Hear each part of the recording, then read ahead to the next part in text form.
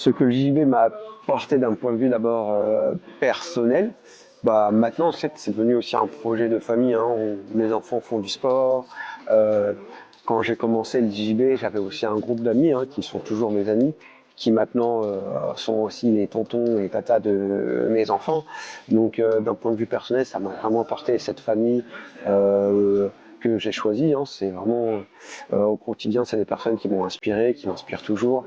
Et bah voilà, c'est vraiment le cercle vertueux que j'ai obtenu par le travail aussi et par les rencontres au fil des années. C'est vraiment, si je devais retenir d'un point de vue personnel ce que le JB m'a apporté, ça serait surtout les rencontres. Des rencontres de personnes qu'on n'a pas l'habitude de rencontrer. Euh, Vraiment, aujourd'hui c'est un grand milieu, mais à l'époque on n'était vraiment pas nombreux et on rencontrait vraiment de tout sur le tatami.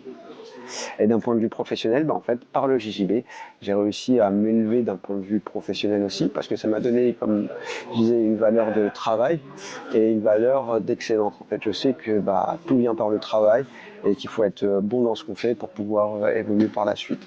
Je dis toujours à mes élèves, entre deux personnes, une personne, on va dire, un peu lambda et quelqu'un qui fait aussi, qui marque sur son CV, qui est compétiteur, qui est entraîneur, etc. Bah, le recruteur, il va choisir la personne qui fait tout ce qui est à côté, compétiteur, entraîneur, etc.